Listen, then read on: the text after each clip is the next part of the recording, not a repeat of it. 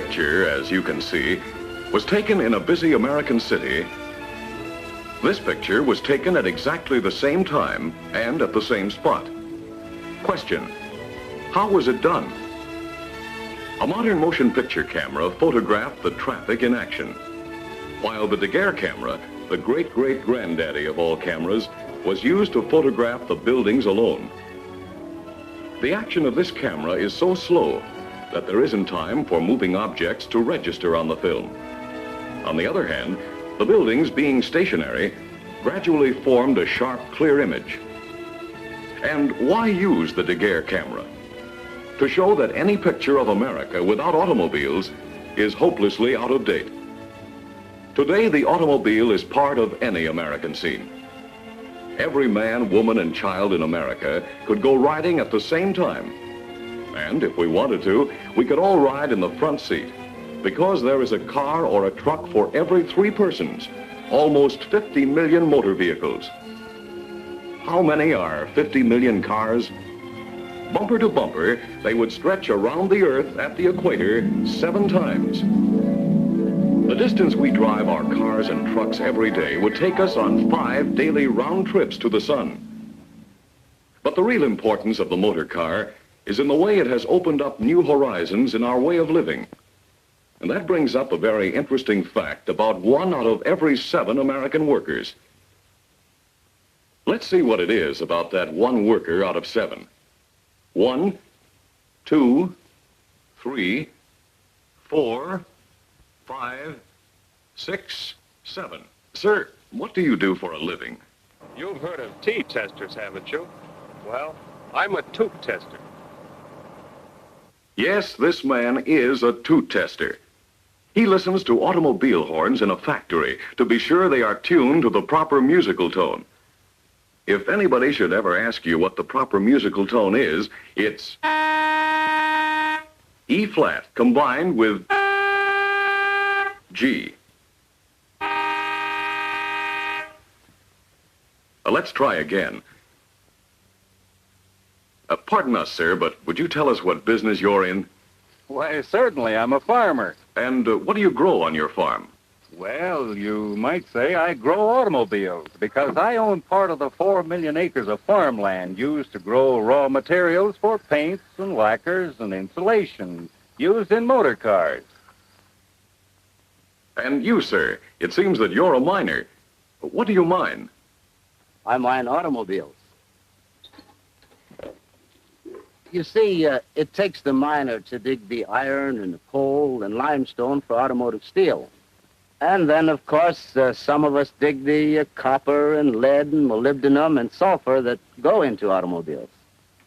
You might get answers like that in any crowd, anywhere, from any one of over 9 million men and women who make their living directly because of automobile transportation. That's what we mean by 1 out of 7. Let's see how many it takes to make over 9 million people. We'll begin with the city of Los Angeles, which has become our 4th largest city. Suppose every family in Los Angeles should decide for some reason to move elsewhere. Then suppose into each house left vacant, there should move a family of a worker in the automobile industry, the 1 man out of 7. Actually, Los Angeles isn't nearly big enough to hold them all, nor, for that matter, is the whole state of California. You see, there'd be the steel workers, the men who make steel for the automobile, and their families. There'd be the families of glass workers who make automobile glass. We'd have to find homes for the families of all the workers who build tires, and batteries, and parts.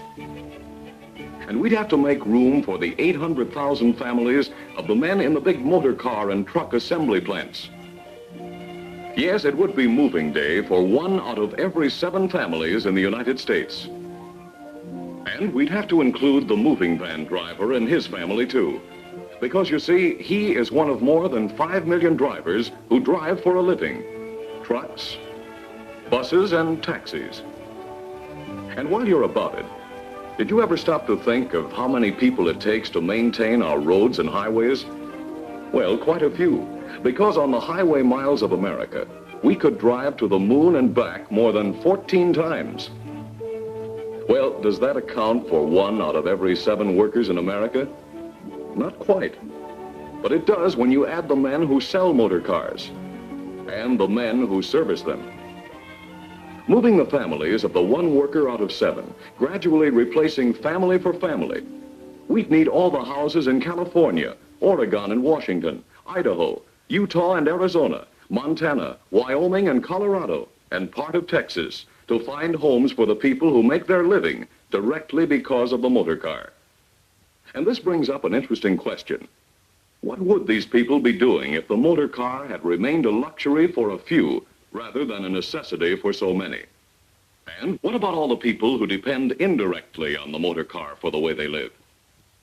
Looking at it this way, we can fill up all the homes from North Dakota to Texas and from Minnesota to Arkansas, all the way to the banks of the Mississippi with the families of the men who use motor cars or trucks in their business.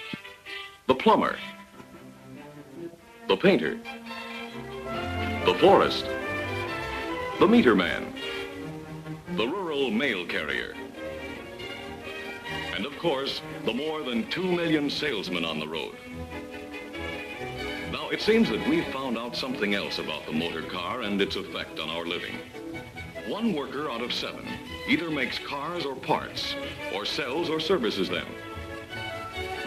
And another 1 worker out of 7 uses the motor car to make his living. Pardon us, sir, but what do you do? Why, I'm a traveling trimmer. Yes, this man is a traveling trimmer who makes his living with his pruning saw and his truck. Yes, for that 2nd man out of 7, there are all kinds of jobs that you might not even think of as being connected with the motor car. The traffic policeman, and the people who make and sell traffic lights and parking meters. But would you think of railroad engineers? You would if you knew that transporting raw materials and finished products to keep our American system of individual transportation by motor car rolling takes 4 million freight carloads per year. 1/6 of all retail business firms are connected with the automobile. Yes, even including little Jimmy's first business venture, the motor car makes business for America. And 1 out of every 5 retail sales dollars in America changes hands because the motor car made it possible. Yes, the motor car has been a key factor in all the ways we do business in America. But it has had even greater effect on the way we live and the pleasure we get out of living.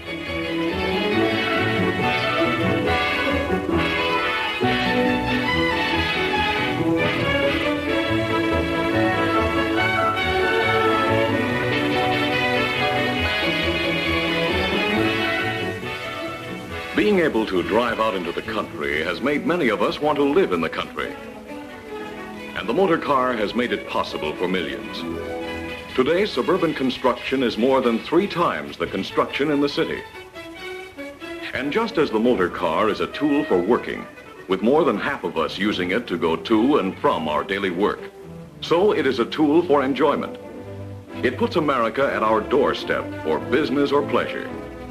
Whether you're traveling on business or pleasure, the chances are even that you'll travel by motor car. More than half of us take yearly vacations, and most of us take them on the highway. As a result, the tourist and resort industry ranks among the 3 most important industries in 16 states. We have seen how the Daguerre camera, a camera from the past, can take a picture of the past to show how our horizons have been expanded by the motor car. And the greatness of America has been that we are never content to stop at the horizon we can see. We know that there is another and another horizon beyond. The motor car industry, as it has recognized its responsibilities in our progress through yesterday to get where we are today, is already at work on the design of tomorrow, exploring, developing, testing to improve the cars we drive, to make them safer, more comfortable, more enjoyable. If we are to realize in full the motor car's vast potential for good, we must use it and care for it wisely. The motor car has been the key to open new horizons, not for the few, but for all. And all of us share in the responsibility of safeguarding the benefits it has brought. If we plan for the future, if we look ahead to clear all obstacles and roadblocks, if we recognize the importance of this great individual freedom of movement, the motor car will be the key to our ever-widening horizons of tomorrow.